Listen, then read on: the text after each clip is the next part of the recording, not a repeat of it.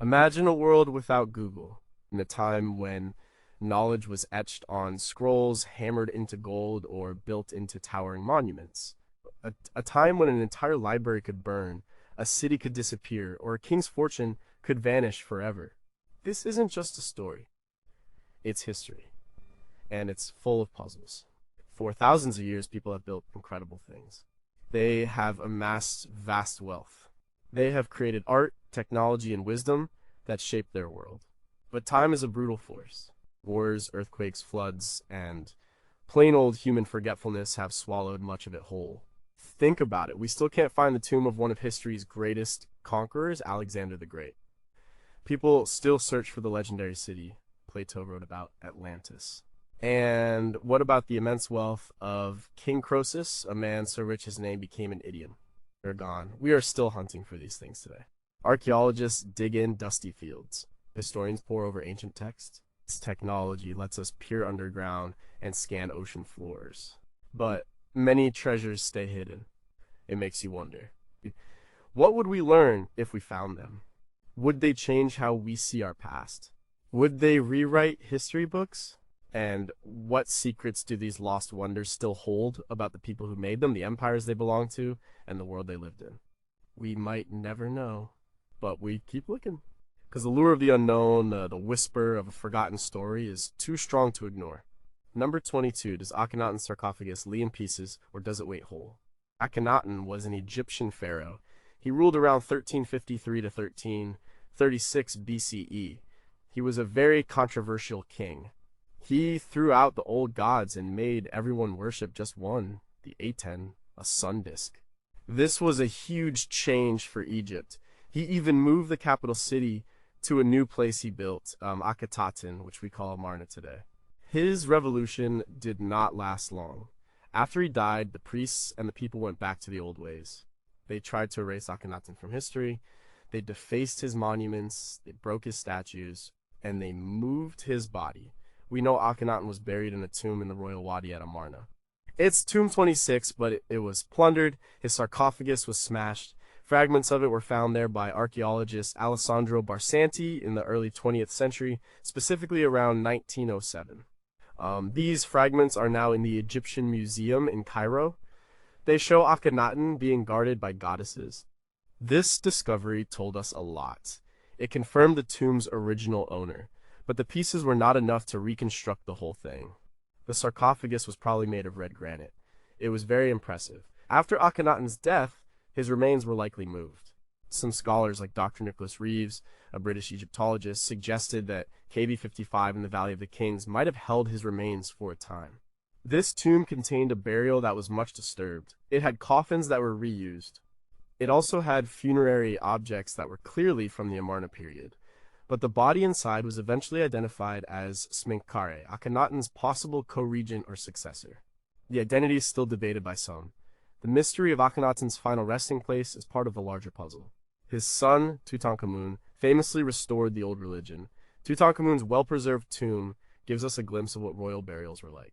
Akhenaten's was probably just as grand, if not more so, given his radical religious beliefs. The goal of erasing Akhenaten from history worked almost too well. His name was left out of king lists. His city was abandoned. His tomb was desecrated. We have fragments of what was once a magnificent sarcophagus. But the full object, the complete container that held such a radical pharaoh, is still lost. It could have been reused, it could have been broken into smaller pieces and spread out. Or maybe, just maybe, some significant part of it was reburied, hidden away from those who wished to destroy his memory. What was the full decoration of Akhenaten's sarcophagus? How much of it was truly destroyed, and how much was simply removed? What happened to the rest of the sarcophagus after the tomb was first plundered? Did anyone attempt to preserve parts of it from the backlash against his reign? Number 21. What knowledge did Herculaneum's unread scrolls contain? Herculaneum was a Roman town. It sat near Pompeii. In 79 CE, Mount Vesuvius erupted. It covered both towns. Pompeii was buried in ash. Herculaneum was buried differently. It was hit by pyroclastic flows. These were fast-moving, superheated waves of gas and volcanic debris. This made a dense, hard-packed material. It preserved Herculaneum in a unique way. Houses and even organic materials were carbonized. This means they turned to charcoal. Among the finds in Herculaneum was a library. It was in a villa, now called the Villa of the Papyri. This villa belonged to a wealthy Roman family, possibly Lucius Calpurnius Piso Sasoninus, Julius Caesar's father-in-law. Imagine finding a private library from ancient Rome. It was astonishing. The library contained over 1,800 papyrus scrolls. But they were all carbonized. They look like charred logs. They are extremely fragile. Try to unroll one, and it just crumbles to dust. For centuries, these scrolls were a source of frustration. Scholars knew they held ancient texts, but how to read them? Various methods were tried to lead. In the 18th century, a priest named Antonio Piaggio developed a machine to slowly unroll them. It was a painstaking process. Many scrolls were damaged. The texts were mostly Greek philosophical works. Many were by Philodemus, an Epicurean philosopher. Some Latin texts have been found too, but fewer. The work continues. Dr. Richard Janko, a professor at Northwestern University, has been part of efforts to improve imaging. In 2015, a team used X-ray phase contrast tomography. This let them see inside the rolled scrolls without unrolling them. It detected traces of ink. It was a major step forward. The Vesuvius Challenge, a recent initiative, has used AI and machine learning. They are working on virtual unrolling. They identify ink in the damaged scrolls. They released the first word read from a hidden scroll in 2023, Porphyra's purple dye. This breakthrough was huge. It shows that reading these scrolls is finally possible. Still, a vast majority remain unread. The Villa of the Papyri itself might hold more scrolls. Only a part of it has been excavated. Historians believe there could be other libraries, both private and public, still buried in Herculaneum. Imagine finding a lost play by Sophocles, or a lost history by Livy. The potential is immense. It could rewrite our understanding of classical literature and philosophy. How many more scrolls are still buried beneath Herculaneum waiting to be found? Could we find a completely unknown classical author among these rolls? What new philosophical or historical insights might these texts hold that would challenge our current understanding of the ancient world? Number 20, where does Queen Nefertiti rest, and what secrets does her tomb conceal? Nefertiti. Her name means the beautiful one has come, and she was indeed famous for her beauty. Her bust, found by archaeologist Ludwig Borchardt in 1912 and now in Berlin's Neues Museum, is one of the most recognized artworks from ancient Egypt. Nefertiti was the great royal wife of Akhenaten. She was a powerful figure in the 18th dynasty around 1370 to 1330 BCE. She was a central part of Akhenaten's religious revolution. She sometimes even appeared in art as powerful as a pharaoh. But after her reign, her presence fades from the historical record. Like Akhenaten, her name was deliberately removed from monuments. Her tomb has never been definitively found. This is a huge mystery for Egyptologists. It's a treasure hunt that has gone on for over a century. Many believe her tomb, if found intact, would rival that of her stepson Tutankhamun. Think of the gold, the jewelry, the art, the texts it would contain. It would be a treasure beyond measure. There have been many theories about where Nefertiti lies. Some scholars believe she might have ruled as a pharaoh herself, using a different name, like Smenkhare or even Neferneferuaten. If she did, her tomb might be one already known but wrongly identified. Others think she was buried in Amarna, the city built by Akhenaten. But the royal tombs there were plundered. The focus has often been on the Valley of the Kings. This is where many pharaohs and powerful royals of her dynasty were buried. In 2015, Dr. Nicholas Reeves, a British Egyptologist, put forward a bold theory. He suggested that Nefertiti's tomb might be hidden behind a wall in Tutankhamun's own tomb, KV62. He based this on high-resolution scans of the tomb walls. These scans showed what looked like blocked doorways. Reeves published an article in the journal Amarna Royal Tombs Project Reports, arguing for this. The idea was that Tutankhamun's tomb was originally intended for Nefertiti, and then when he died suddenly, they quickly adapted it for him. This theory caused a lot of excitement. Initial radar scans supported the possibility of hidden chambers. However, later, more advanced radar scans, conducted by different teams, including those led by Egypt's Ministry of Antiquities, showed no evidence of voids behind the walls. This largely debunked Reeves' specific theory for KV62. Still, the search for Nefertiti's tomb continues. Archaeologists continue to explore areas in the Valley of the Kings and elsewhere. They use new scanning technologies. The discovery of a tomb of a powerful queen like Nefertiti would not only yield incredible treasures, but also fill in crucial gaps in our understanding of a complex and fascinating period of Egyptian history. What other evidence from her time was deliberately destroyed to erase Nefertiti's legacy? Could her tomb be hidden in a completely unexpected location, far from traditional royal burial grounds? If found, would her tomb contain personal accounts or writings that reveal her true power and influence during Akhenaten's reign? Number 19. Where did Alaric hide Rome's riches after its sack? In 410 CE, something unthinkable happened. The Visigoths, led by King Alaric, sacked the city of Rome. For 800 years, Rome had not been successfully invaded. This event sent shockwaves across the Roman Empire. It was a sign of its decline. The Visigoths were not barbarians in the wild sense. They were a Germanic people who had been pushed into the Roman Empire by the Huns. They had served Rome, but then felt betrayed, so they marched on Rome. Alaric's troops plundered the city for 3 days. They took immense wealth: gold, silver, jewels, valuable artworks, religious artifacts. Everything of value was fair game. One famous item was the menorah from the Second Temple of Jerusalem. It was captured by the Romans in 70 CE. It had been displayed in Rome. It's believed Alaric took it too. After the sack, Alaric and his forces headed south. They planned to cross to Africa. But Alaric died suddenly in Cosenza in southern Italy. The legend says his soldiers wanted to bury him in a way no one could disturb his grave or find his treasures. So they diverted the Bacento River near Cosenza. They buried Alaric and his vast hoard of loot in the riverbed. Then they returned the river to its original course, and they killed the slaves who dug the grave. This story comes from the historian Jordanus, who wrote in the 6th century. It's a powerful and romantic image, but is it true no one has ever found the tomb of Alaric or his treasure? Many have tried. Over centuries, people have searched the Bacento River.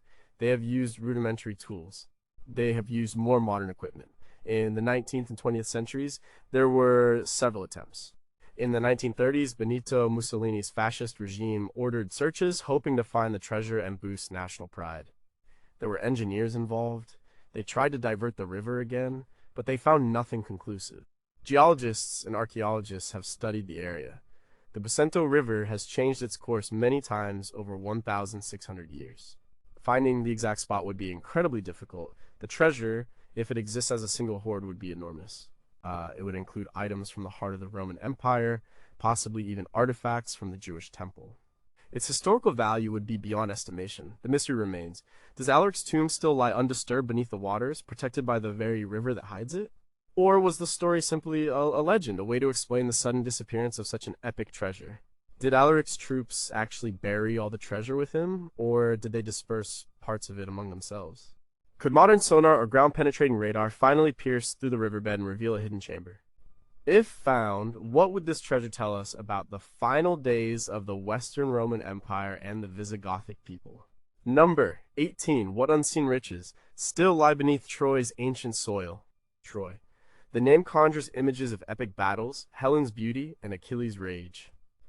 It's a city of legend. For centuries, people thought it was just a myth from Homer's Iliad. Then, in the late 19th century, Heinrich Schliemann, a German amateur archaeologist, found what he believed was Troy. He started excavating in Hisarlik, Turkey in the 1870s. His methods were crude. He dug straight through layers of history. He damaged much of the site. In 1873, Schliemann announced a spectacular find. He had discovered a hoard of gold and silver artifacts. He called it Priam's treasure. This was a collection of diadems, necklaces, earrings, bracelets, and cups. He claimed he found it near the walls of Troy in the lair he identified as Homer's Troy II. He even famously photographed his wife, Sophia, wearing some of the jewels. The discovery made him famous. It also sparked the scientific study of archaeology. But it was controversial. Schliemann smuggled the treasure out of Turkey. It ended up in Berlin. After World War II, the Soviets seized it. Today, it's mostly held in the Pushkin Museum in Moscow. But here's the thing. Modern archaeology suggests Schliemann's Troy II was much older than the Troy of Homer's Iliad, Troy, Zeroia. So the treasure was likely not Priam's. It belonged to an earlier Bronze Age king. Also, many scholars suspect Schliemann might have embellished his discovery story. He might have combined finds from different areas. The question remains what other treasures might still be buried within Troy's many layers. And Schliemann's destructive digging likely missed much. Later, more systematic excavations like those by Wilhelm Dorpfeld and then Carl Blegen in the 20th century, and more recently by the University of Tübingen, revealed the complexity of the site. They found 9 main layers of settlement, each with sublayers. These excavations have found pottery, tools, weapons, and architectural remains. They give us a detailed picture of life in Troy over millennia, but they have not found another Priam's treasure. That kind of massive gold hoard is rare. However, the city was rich. It controlled trade routes. It was rebuilt many times. Each layer could hold its own secrets. The destruction layers, especially those associated with the Bronze Age, collapse, and the Trojan War period, might still contain valuables hidden in haste. The sheer size of the Tell Mound and the depth of the layers mean that much of Troy remains unexcavated.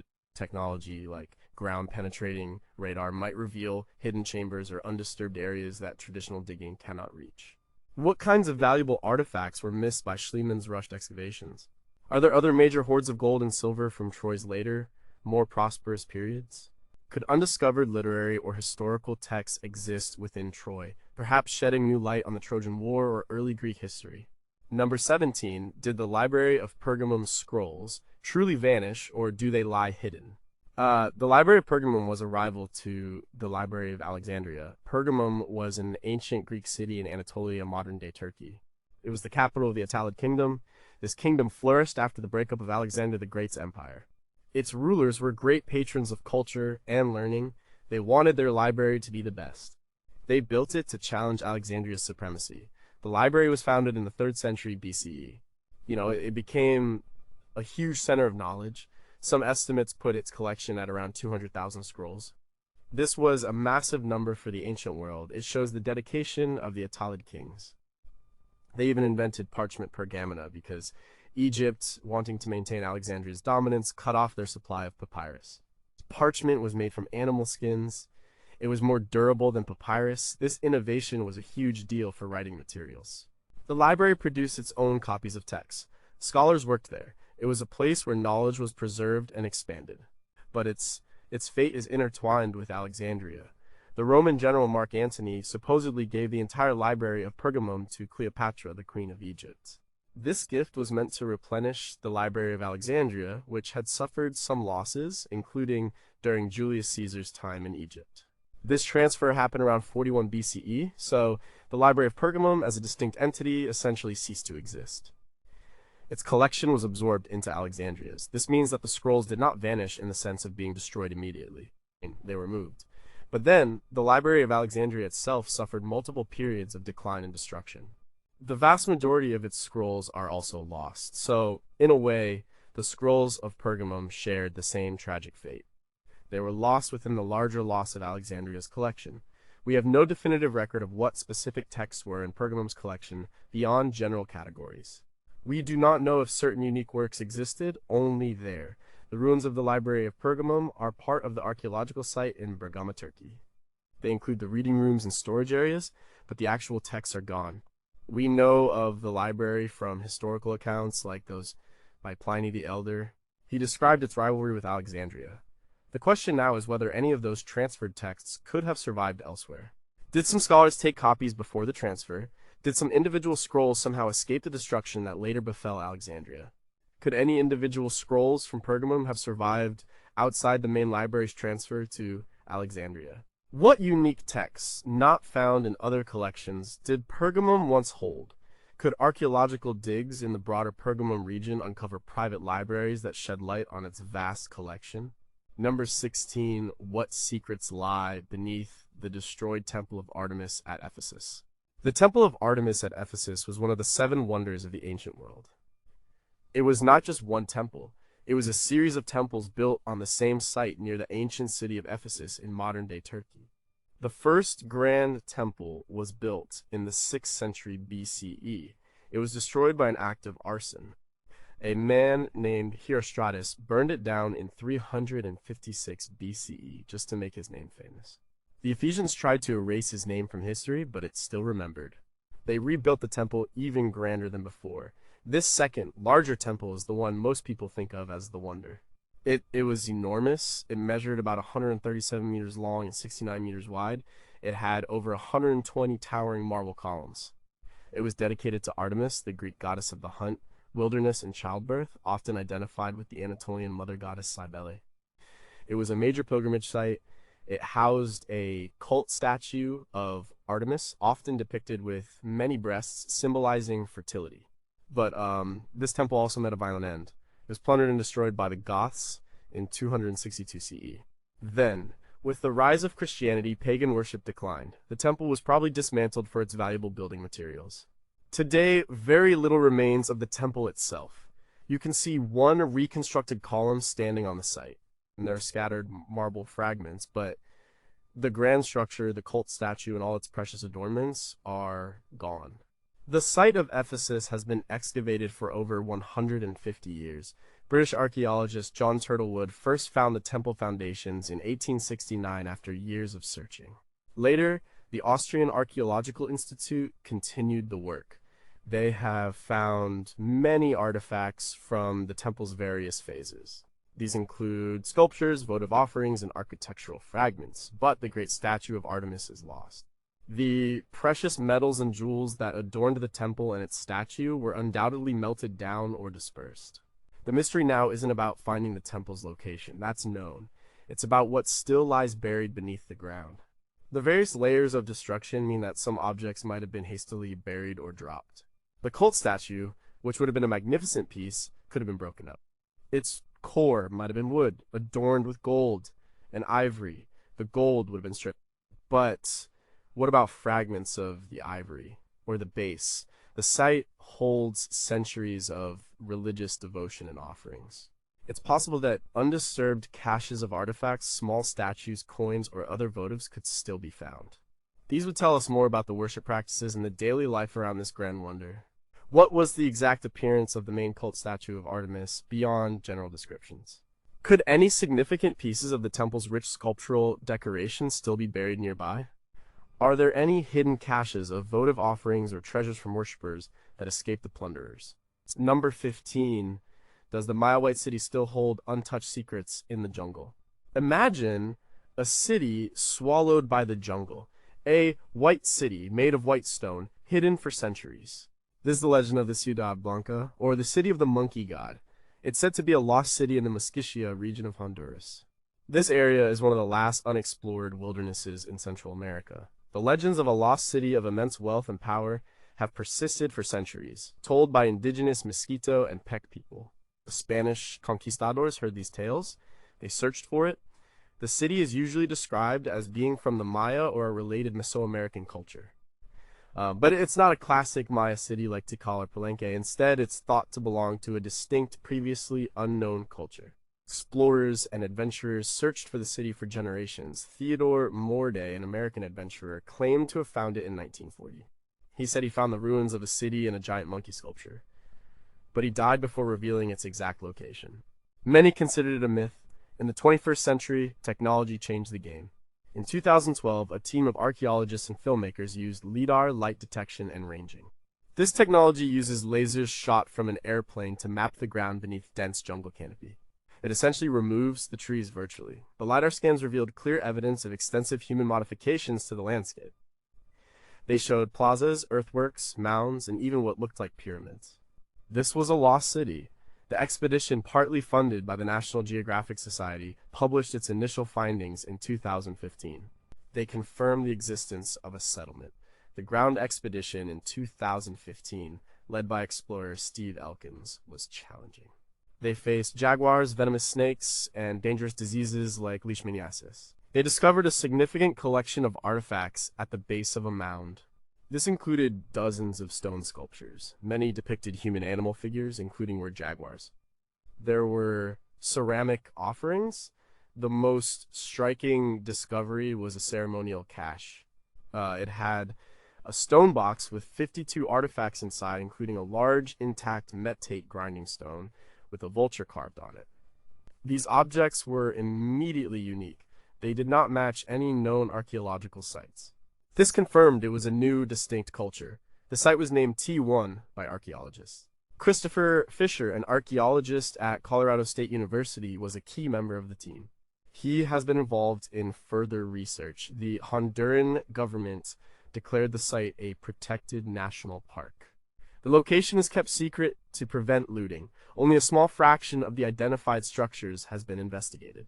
The jungle still holds many secrets there. There could be more cities, there could be more caches. The full story of this lost culture is just beginning to unfold. The sheer scale of the LIDAR findings suggests a vast network of settlements in the region. What was the name of this culture that built the White City? What kind of social structure and religious beliefs did they have?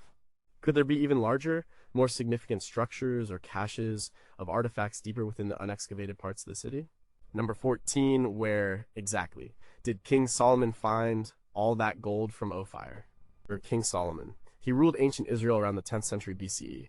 The Bible describes his reign as a golden age. He built the first temple in Jerusalem. He amassed incredible wealth. Much of this wealth came from a place called Ophir. The book of Kings 1, Kings 9:28 says, "They went to Ophir and brought back 420 talents of gold, which they delivered to King Solomon." A talent was a large unit of weight, maybe around 75 pounds. So 420 talents is a truly massive amount of gold. It speaks of a very rich source. The problem is nobody knows where Ophir was. For centuries, scholars, adventurers, and treasure hunters have tried to find it. It's a legendary land of gold. The Bible describes ships going on a 3-year voyage to Ophir. They brought back not just gold, but also silver, ivory, apes, and peacocks. 1 Kings 10:22. This suggests a place rich in diverse resources and a long journey. Many locations have been proposed for Ophir. Some theories point to Africa. For instance, the Great Zimbabwe ruins in southern Africa were once thought to be Ophir by some Victorian explorers like Karl Mauch in the 19th century, though archaeological evidence does not support this. The region does have gold. Other theories suggest India. The Malabar coast in southern India has gold and trade links. Some point to Southeast Asia, like the Malay Peninsula, which historically produced gold. Even places in the Arabian Peninsula, like Yemen, have been suggested given its ancient trade routes. The sheer number of proposed locations shows how elusive it is. One important clue is the language used to describe the gold. Some scholars suggest the word for gold of Ophir might be a specific type or quality of gold, rather than a geographical origin. Others look at the animals mentioned, apes and peacocks, as clues to its location. Peacocks are native to India and Sri Lanka. Apes are more widespread. Dr. Avram Faust, an archaeologist from Bar-Ilan University, has studied trade networks of the period. He suggests a southern Arabian Peninsula or East African coast location for a trade hub, if not the direct source. No definitive archaeological site has ever been identified as Ophir. No ancient inscription has been found saying, "Welcome to Ophir." The gold from Ophir truly vanished from historical knowledge. If the source of such immense wealth were found today, it would be an archaeological marvel.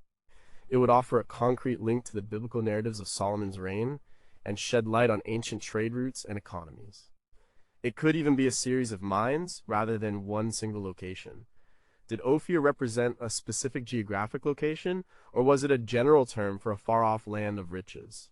Could the gold of Ophir be chemically distinct, allowing us to trace its origin if found?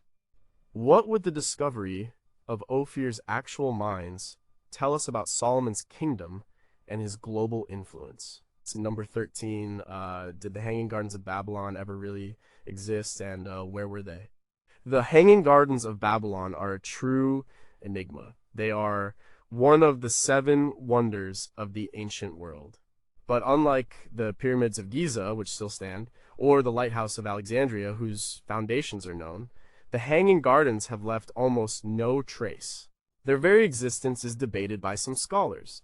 The traditional story says King Nebuchadnezzar II built them in the 6th century BCE for his homesick wife, Amytis, who missed the green hills of her homeland, Media. Babylon was in Mesopotamia, modern-day Iraq. Ancient Greek historians describe them. Diodorus Siculus, writing in the 1st century BCE, detailed a structure of tiered terraces. These terraces were covered with trees, shrubs, and flowers. They were irrigated by an ingenious system that lifted water from the Euphrates River.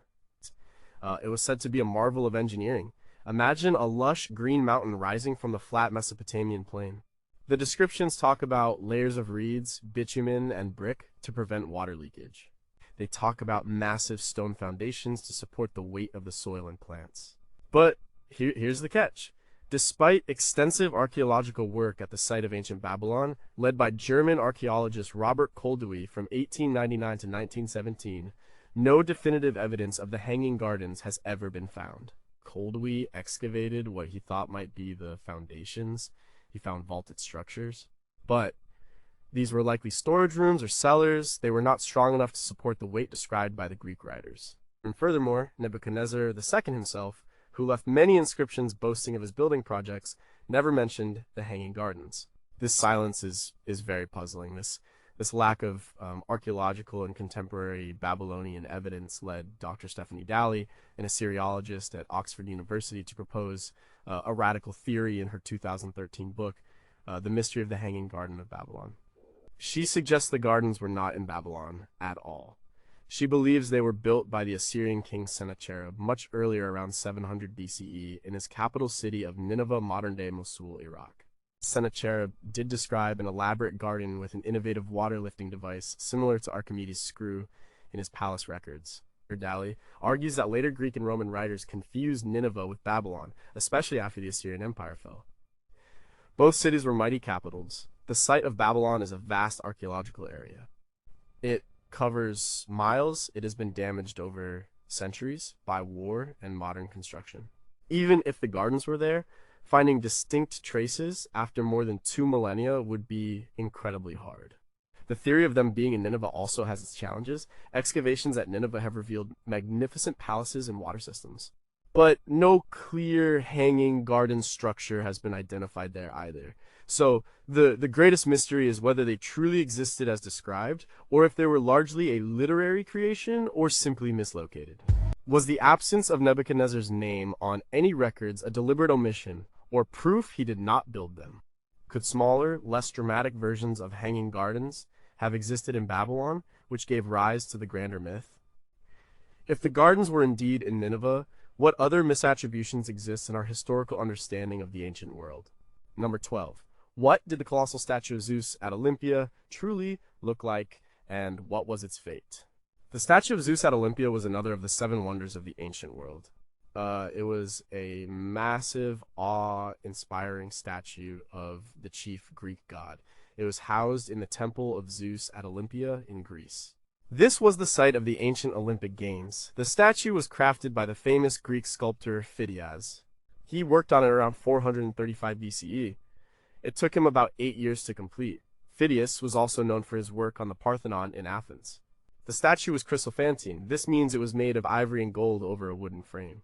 Zeus sat on a cedarwood throne. The throne was decorated with ebony, ivory, gold, and precious stones. Zeus himself was depicted wearing a golden robe. He held a scepter with an eagle in his left hand. In his right hand, he held a statue of Nike, the goddess of victory. The statue was enormous. It was about 13 meters, 43 feet tall. It almost touched the ceiling of the temple. The sheer scale and luxury of it were breathtaking. The statue was celebrated throughout the ancient world for nearly 800 years. It was a symbol of Greek artistry and religious devotion. Pilgrims and Olympic athletes would come to Olympia to witness it. But it did not survive. Its destruction is not fully clear. Historians believe it was probably moved. In the 4th century CE, the Roman Empire adopted Christianity. Pagan worship was banned. The Olympic Games were abolished in 393 CE by Emperor Theodosius. The Temple of Zeus fell into disrepair.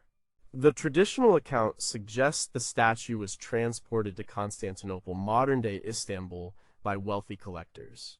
It was likely placed in the Palace of Lausus. There, it might have been destroyed in a great fire in 475 CE. Another theory is that it was destroyed by an earthquake, or it could have been broken up for its valuable materials and the gold and ivory. The wooden core would have rotted away. We have no archaeological evidence of the statue itself. Excavations at Olympia, primarily by German archaeologists starting in the 19th century, have uncovered the foundations of the Temple of Zeus.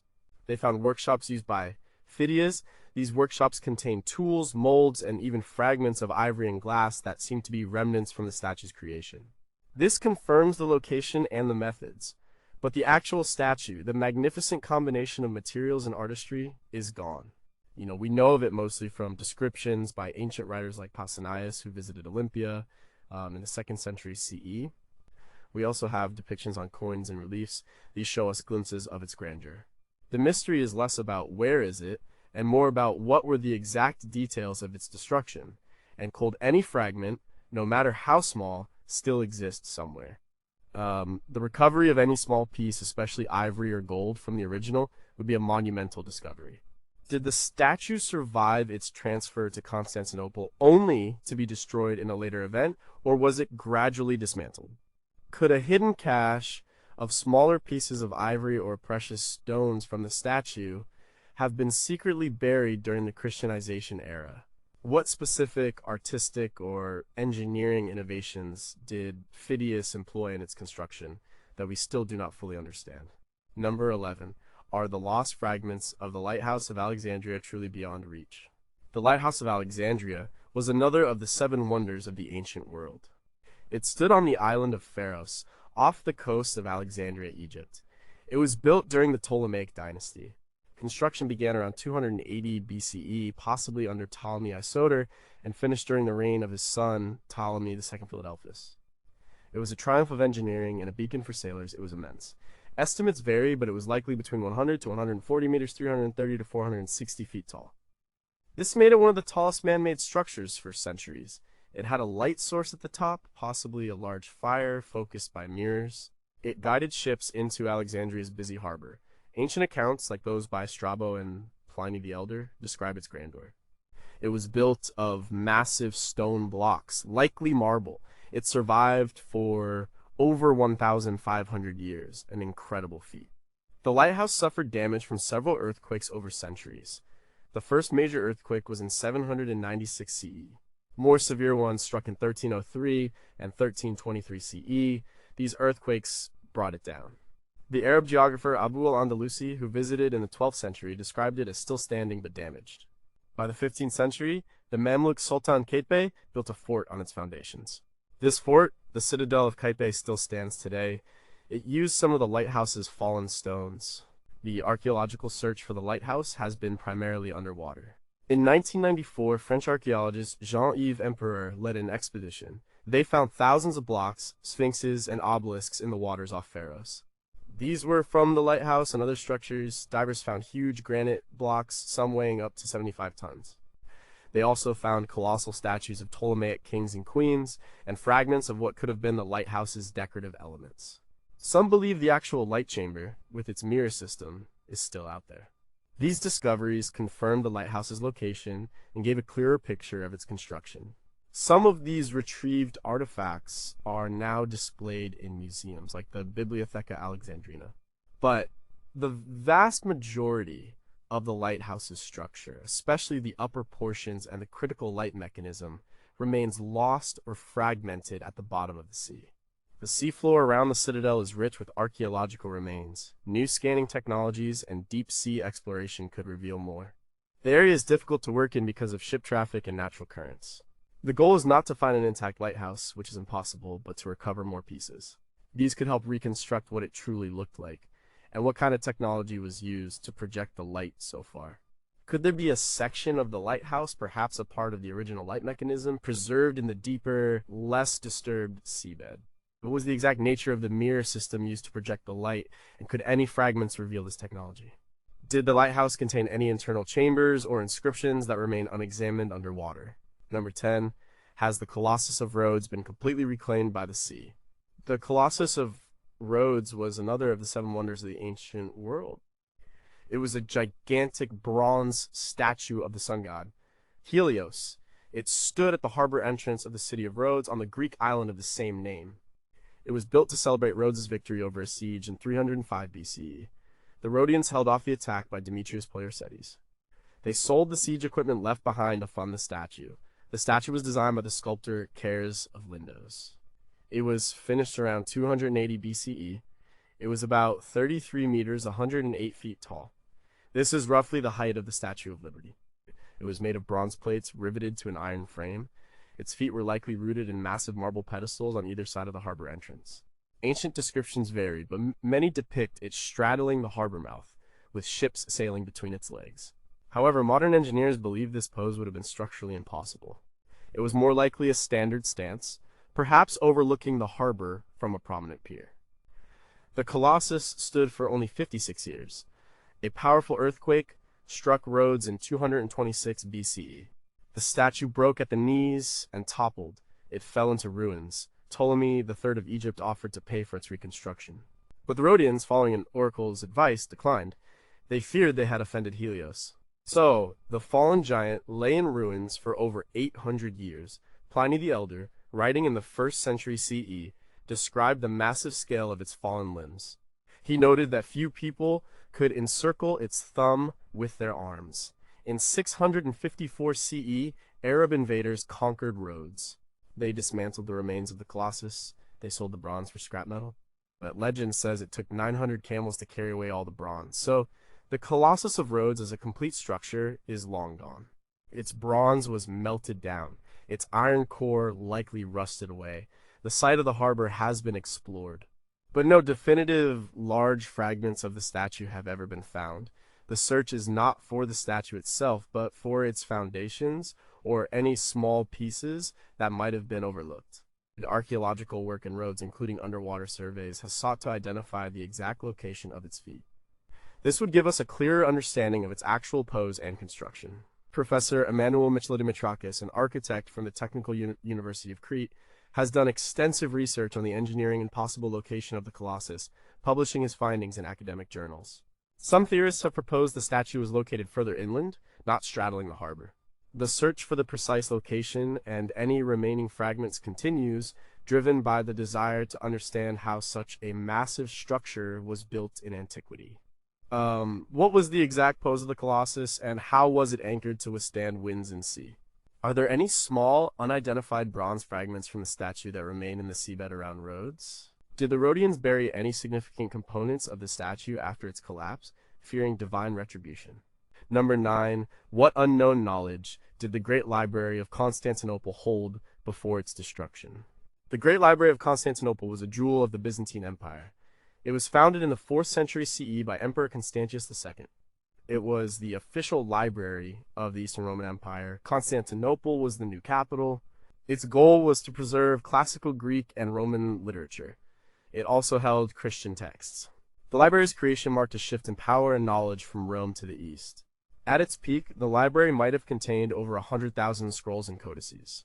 This number, while debated, indicates a vast collection.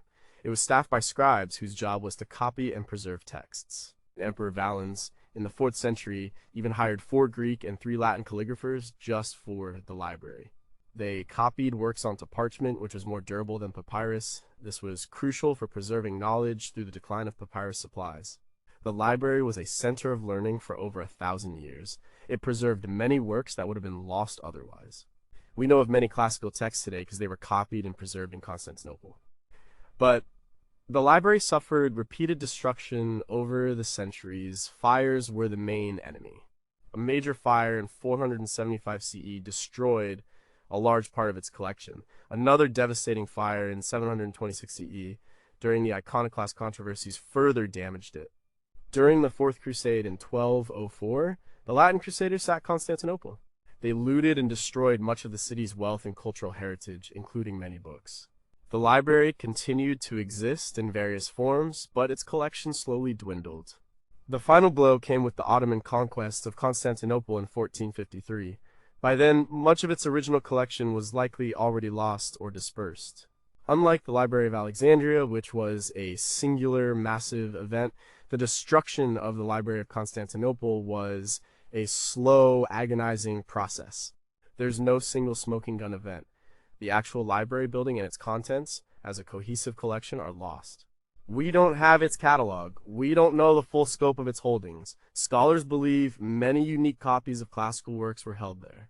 These included lost plays by Sophocles and Euripides, lost histories by Livy, and lost philosophical works.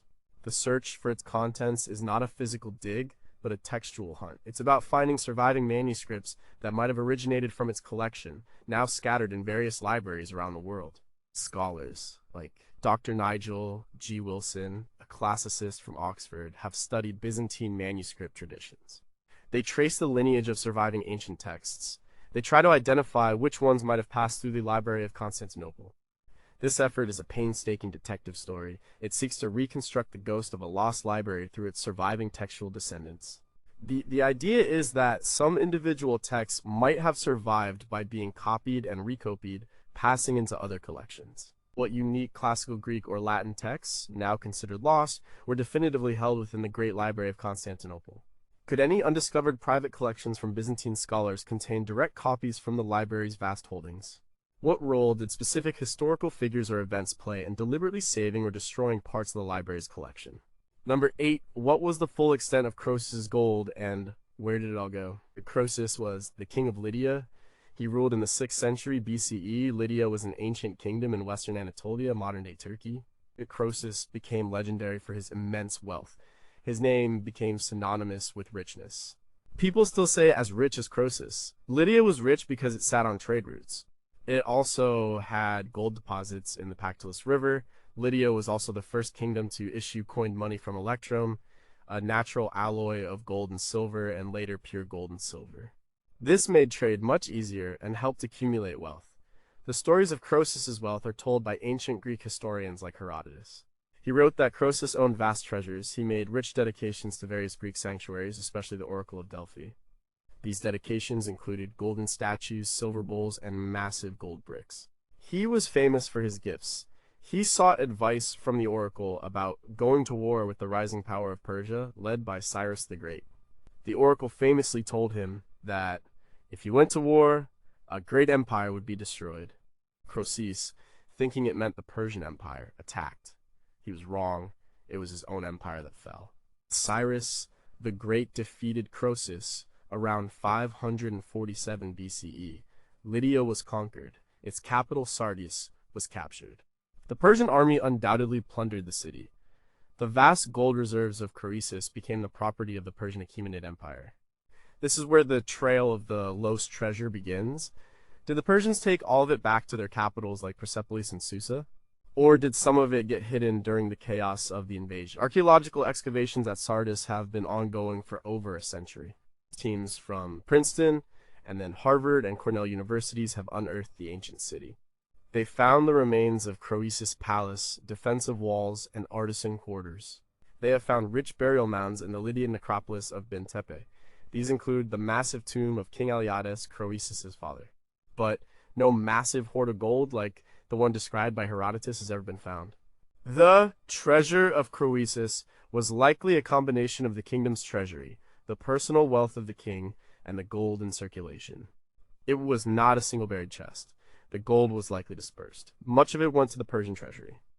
Some of it would have been melted down, some might have been distributed among the Persian soldiers. It would not have remained intact as Croesus' treasure for long. However, the legends of its immense size persist. It leaves open the question, did any part of that legendary fortune survive as a distinct entity? Did any of the gifts to Delphi or other sanctuaries survive? The vast majority of those dedications are also long gone, probably melted down over time. The only remnants we have are some small coins and jewelry found in archaeological digs. Did any portion of Croesus' personal wealth or dedications survive the Persian conquest and subsequent centuries of plunder? Could specific Lydian gold artifacts, melted down by the Persians, be identifiable by their unique composition if rediscovered? What previously unknown Lydian administrative records might detail the true extent of Croesus' legendary wealth? Number 7 were the 7 cities of Cibola Real, and do their riches await discovery? The 7 cities of Cibola were legendary cities of gold. They were sought by Spanish conquistadors in North America in the 16th century. The legend began with Alvar Núñez Cabeza de Vaca. He was a Spanish explorer. He was shipwrecked in Florida in 1528. He spent 8 years wandering through the American Southwest and Mexico before returning to Spanish territory. He brought back tales of wealthy indigenous peoples to the north. These tales were combined with an old European legend of 7 cities founded by Portuguese bishops fleeing the Muslim invasion of the Iberian Peninsula. These stories fueled the imagination of the Spanish. They were eager to find another Aztec or Inca empire. The Viceroy of New Spain, Mexico, sent an expedition in 1539. It was led by a Franciscan friar, Fray Marcos de Niza. He claimed to have seen one of the cities, Huacu, from a distance. He described it as larger than Mexico City and rich in gold.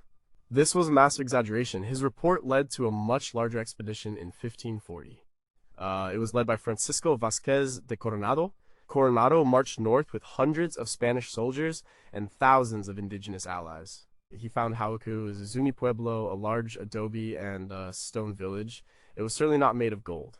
The Zuni people were agrarian. They had no vast riches of gold and silver like the Aztecs. Coronado was bitterly disappointed. He wrote back to the viceroy stating, "The famous 7 cities are 7 little villages."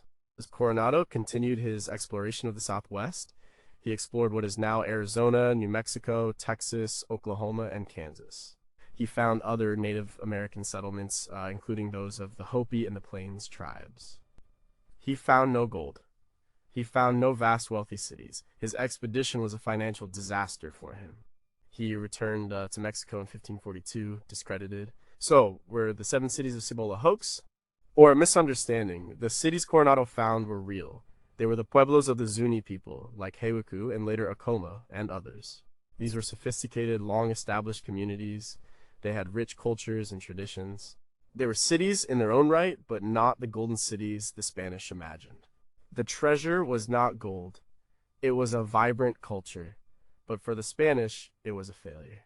Archaeological sites of these pueblos are well known and studied. Sites like Hawaku near modern Zuni, New Mexico, have been extensively excavated by institutions like the Peabody Museum of Harvard University in the early 20th century. These excavations revealed a rich history of Pueblo life, including pottery, tools, and evidence of trade networks. But no evidence of the mythical gold or wealth imagined by the Spanish. The lost treasure, in this case, was an illusion. But the search led to the first extensive European contact with the indigenous peoples of the American Southwest. What specific misinterpretations or intentional deceptions led Fray Marcos de Niza to describe Hawiku as a golden city?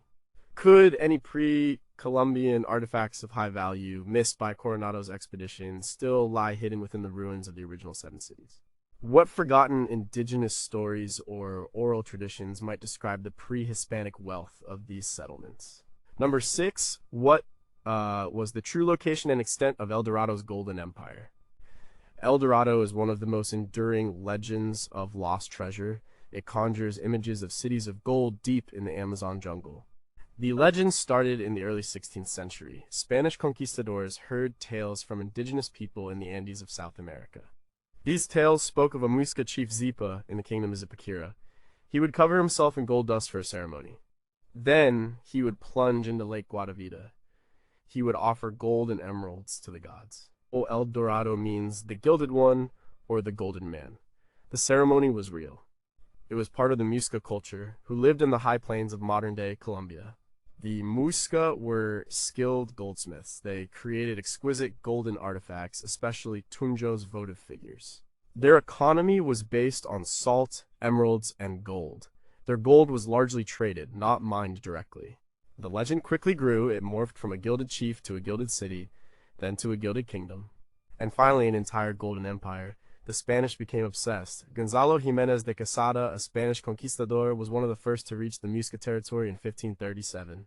He conquered their lands. He found abundant gold and emeralds. He heard the stories of El Dorado. Many other expeditions followed. German, British, and Spanish explorers poured into South America for centuries. They searched the Amazon basin, the Orinoco River, and the Andes. They endured incredible hardships. Sir Walter Raleigh, the English explorer, made 2 unsuccessful expeditions in the late 16th century. He wrote extensively about El Dorado. His accounts fueled the myth for centuries. Lake Guatavita, the actual site of the Muisca ceremony, was a major focus. In 1580, the Spanish tried to drain the lake. They lowered the water level. They found hundreds of gold and emerald offerings. But the effort was too difficult. They couldn't drain it fully. In 1912, an English company, Contractors Limited. But the mud dried hard in the sun. It crushed many of the treasures. Also, the lake filled up again. The Colombian government declared the lake a protected area in 1965. It stopped all further attempts to drain it. So the Golden Man was real. His offerings were real. But the mythical golden city, El Dorado, was a fantasy. It was an exaggerated tale fueled by European greed. However, the search did lead to important archaeological discoveries. Many Muisca gold artifacts have been recovered from Lake Guatavita. and other Muisca sites. These are now in the Gold Museum Museo del Oro in Bogota, Colombia. They are magnificent examples of pre-Columbian artistry. The real treasure of El Dorado was not a city, but the rich Muisca culture and its incredible gold work. The full extent of their buried offerings, however, might still be in the lake. What other Muisca sites might hold significant gold and emerald offerings besides Lake Guatavita? Could there be undiscovered Muisca texts or artifacts that provide a clearer understanding of their ceremonies and beliefs? Did any of the later expeditions inadvertently pass by unknown Muisca sites without recognizing their significance? Number 5. Could Atlantis be more than a myth? And if so, where does it lie? Atlantis. It's the most famous lost city of all time. Plato, the ancient Greek philosopher, wrote about it in 2 of his dialogues, Timaeus and Critias, around 360 BCE. He described Atlantis as a powerful, technologically advanced island nation. It lay beyond the Pillars of Hercules, the Strait of Gibraltar. Its people were benevolent, but they became corrupt and greedy. So the gods destroyed it. It sank into the sea in a single day and night of misfortune. Plato used Atlantis as a cautionary tale about human hubris, but the details he provided were so vivid. They included concentric circles of land and water, advanced architecture, and a rich culture. This made many people believe it was a real place. For centuries, scholars, mystics, and adventurers have searched for Atlantis. Plato said it existed 9,000 years before his time. This would put its destruction around 9,600 BCE. This is a very early date for such an advanced civilization. The locations proposed for Atlantis are countless. They span the globe. Some suggested the Atlantic Ocean based on Plato's description. Others looked to the Mediterranean. Ignatius Donnelly, an American politician and writer, published Atlantis, the Antediluvian World in 1882. He argued Atlantis was real. He proposed it was the source of all civilization. His book greatly influenced the popular imagination. More recently, some theories have focused on the Greek island of Santorini, ancient Thera. A massive volcanic eruption devastated Thera around 1600 BCE. It buried the Minoan city of Akrotiri. The eruption created a caldera, a large volcanic crater. Some argue this event inspired the Atlantis legend. But Thera doesn't perfectly match Plato's descriptions. It's not in the Atlantic. And it's much later than his proposed date. Another theory, championed by Robert Sarmast in his 2004 book, Discovery of Atlantis, suggests it's submerged near Cyprus in the eastern Mediterranean. He used sonar data to identify undersea features, but these interpretations are highly speculative. Geologists and oceanographers have used advanced sonar and submersibles to map the ocean floor. They have found no evidence of a vast sunken city with the features Plato described. Modern scholarship generally regards Atlantis as a philosophical allegory, not historical fact. Frank M. Cross, a professor at Harvard, has written extensively on the nature of ancient myths and their interpretation. He emphasizes the allegorical nature of Plato's works. However, the enduring appeal of Atlantis is undeniable. The discovery of a truly ancient, technologically advanced, submerged civilization would rewrite human history. It would challenge everything we know about early human development. The search continues, mostly by amateur explorers and theorists.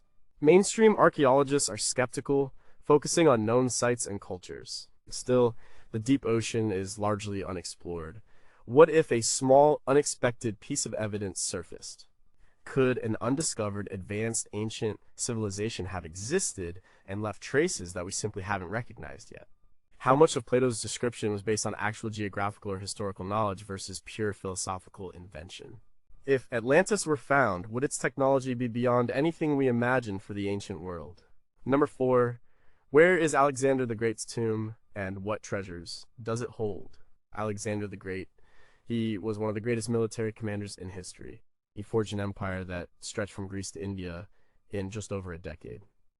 He died young in Babylon in 323 BCE at the age of 32.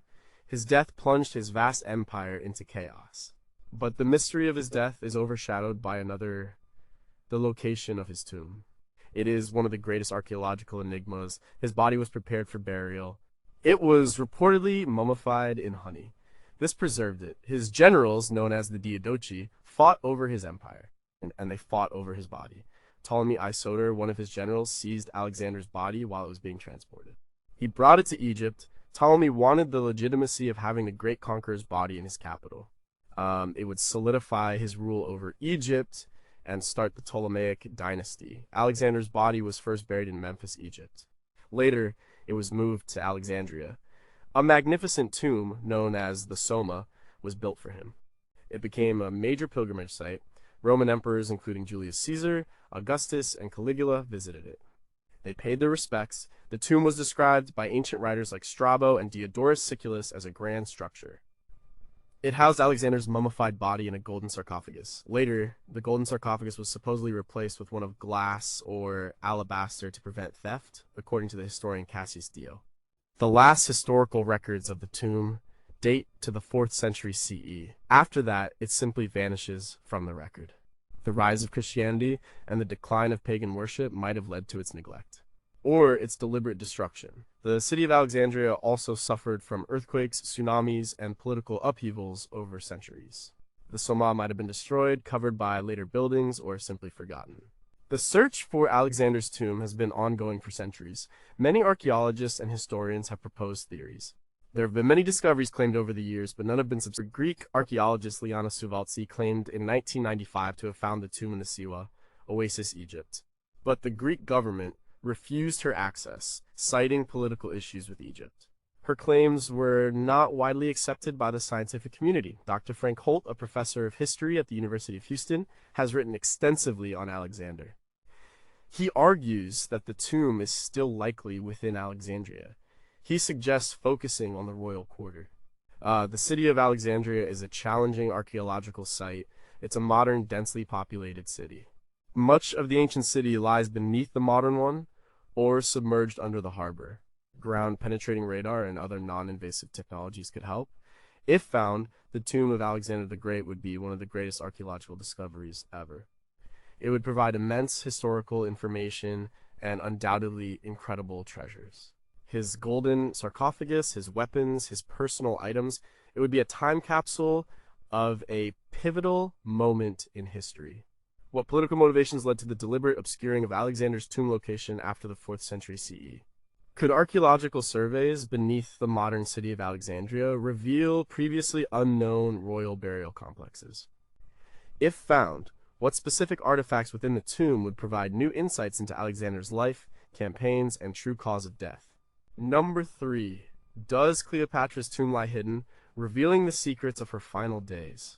Cleopatra, the 7th Philopator, was the last active pharaoh of Ptolemaic Egypt. She reigned from 51 to 30 BCE. She was a brilliant and powerful ruler. Her life ended dramatically. She committed suicide after the defeat of her forces, and those of Mark Antony by Octavian, later Emperor Augustus. The story says she used an asp Egyptian cobra to bite her rather than be paraded as a captive in Rome. Her death marked the end of the Ptolemaic dynasty and the beginning of Roman rule over Egypt. Octavian allowed her to be buried with Mark Antony. This is mentioned by ancient historians like Plutarch. He wrote, Octavian, gave orders that her body should be buried with that of Antony in royal and splendid fashion. But the location of this royal and splendid tomb has been lost for over 2,000 years. This is one of the most sought-after archaeological finds. The tomb's discovery would be huge. It would not only contain the remains of one of history's most famous women. It would also likely hold a wealth of treasures. These would include jewelry, artifacts, and perhaps even texts that could shed light on her life, her court, and her final days. It could confirm or challenge the dramatic stories of her life and death. Many sites have been proposed for Cleopatra's tomb. Some historians believe it could be within Alexandria, perhaps near the palace quarter, which is now largely submerged under the harbor.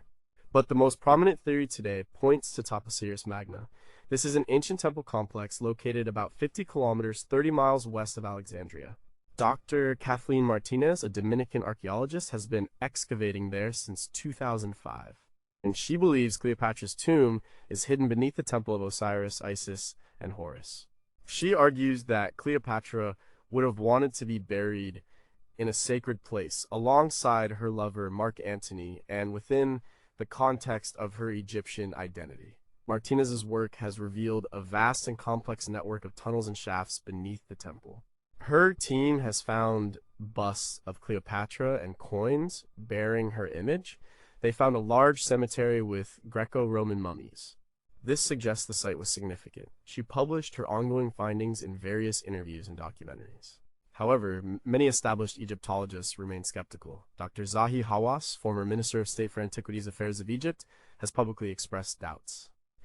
He suggests that while the site is important, there is no definitive evidence to connect it directly to Cleopatra's burial.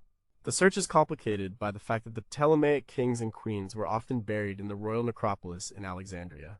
But that necropolis has never been fully identified or excavated due to modern construction. So, the location remains a profound mystery. The desire to find it is driven by the fascination with Cleopatra's enigmatic persona and the pivotal role she played in history. Were Cleopatra and Mark Antony truly buried together, or was Octavian's decree later disregarded? Could the tomb contain secret messages or documents from Cleopatra detailing her political strategies or personal thoughts? So what unique burial traditions or artifacts might be revealed in the tomb built for the last pharaoh of Egypt? Number 2. What are the true contents of the Ark of the Covenant, and where does it reside? The Ark of the Covenant. This is perhaps the most sacred and mysterious lost treasure in biblical history. It's described in the book of Exodus. God commanded Moses to build it. It was a gold-covered wooden chest. It held the 2 stone tablets of the 10 Commandments. It was seen as the physical manifestation of God's presence among the Israelites. It was also said to contain Aaron's rod that budded and a pot of manna. The ark was immensely powerful. It led the Israelites through the desert. It brought down the walls of Jericho. It was housed in the tabernacle. Later, King Solomon brought it into the first temple in Jerusalem. This was around the 10th century BCE. The ark was the centerpiece of the Holy of Holies, the innermost sanctuary of the temple. It was only seen by the high priest once a year, but the ark vanished from history. Its disappearance is one of the greatest biblical mysteries. The first temple was destroyed by the Babylonians in 586 BCE. This was under King Nebuchadnezzar II. The Bible mentions the looting of the temple's vessels, but it does not explicitly mention the ark being taken or destroyed. This silence has led to endless speculation. Did it get taken? Did it get hidden? Many theories exist about its fate. One popular theory, supported by some scholars and some Ethiopian traditions, is that it was taken to Ethiopia.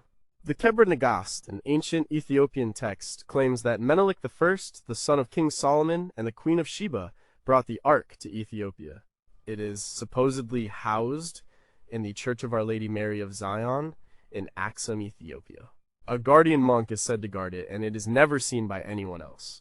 While the Ethiopian Orthodox Tewahedo Church maintains it possesses the ark, there is no independent confirmation. Graham Hancock, a British author, explored this theory in his 1992 book, The Sign and the Seal. Another theory suggests it was hidden by priests before the Babylonian invasion.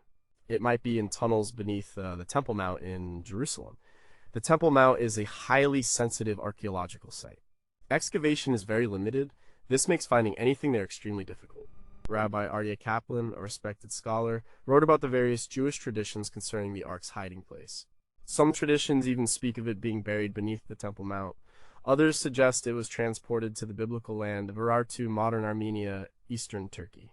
Archaeologists have explored areas around Jerusalem, but finding the ark, if it exists, is an almost impossible task. Its religious significance makes it more than just an archaeological artifact. It is a symbol of faith and a source of awe. The true contents of the ark, if it still exists, could be of immeasurable historical and religious importance. It could change our understanding of early Israelite religion and the history of Judaism. It would be the most important biblical artifact ever found.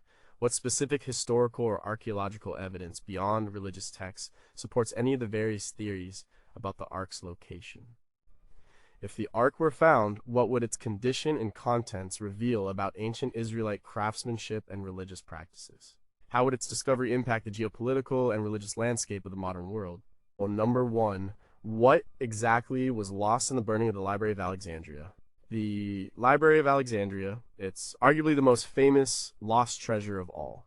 It wasn't gold or jewels, it was knowledge. It was the greatest library of the ancient world. It was founded in the 3rd century BCE in Alexandria, Egypt. This was during the Ptolemaic dynasty. The goal was to collect all the world's knowledge. It was an ambitious project. It attracted scholars from across the Hellenistic world. It was part of a larger research institution called the Messian, from which our word museum comes. The library was said to have an immense collection. Estimates vary widely, from 40,000 to 700,000 papyrus scrolls. Even the lower estimates make it a colossal repository of texts. It housed works by Homer, Plato, Aristotle, and many others. It also had scientific treatises, medical texts, and historical accounts. Scholars like Euclid worked there. Eratosthenes, who calculated the Earth's circumference, was a chief librarian. Callimachus compiled its monumental catalog, the Pinakes. This was a pioneering work of bibliography. The library did not burn down in a single catastrophic event. Its decline and loss were gradual. One common story blames Julius Caesar. In 48 BCE, his ships in Alexandria's harbor were set on fire. The fire spread. It allegedly destroyed the library. However, ancient sources are ambiguous. Some say only a warehouse of scrolls was burned. Seneca, writing centuries later, mentions the burning of 40,000 books by Caesar. This would have been a significant loss, but not the entire library. The library continued to exist and function for centuries after Caesar. The real culprits were likely a combination of neglect, political instability, and other fires. Later destructions included the Roman Emperor Aurelian's sack of Alexandria in 270 CE. The Serapeum, another part of the library complex, was destroyed in 391 CE by a Christian mob. This was during Emperor Theodosius' crackdown on pagan temples. Over time, the scrolls would also have decayed. Papyrus is fragile. Copies would have needed to be constantly made. As the Roman Empire declined, so did the resources for maintaining such a vast collection. Today, there is no physical trace of the great library itself, no grand ruins. No specific collection of scrolls has been recovered. The search is not for a buried building, but for the lost texts. What specific works did it contain that are now completely lost to us? Think of the lost books of classical authors. We have fragments of Sappho's poetry, but the library likely held complete works. What about lost plays by Aeschylus or Sophocles? What about scientific discoveries that were forgotten and had to be rediscovered centuries later?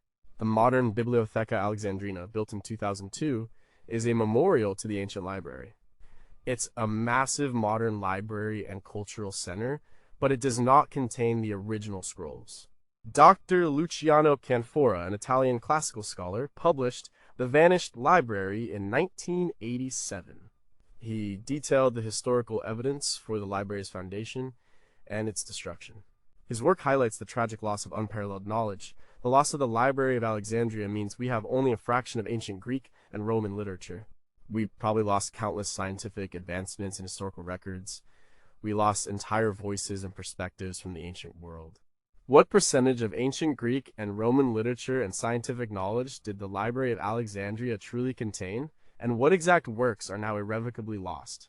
Could fragments of some unique texts from the library exist, misidentified in other ancient collections around the world? How would a fuller understanding of the library's contents change our current perception of ancient intellectual and cultural achievements?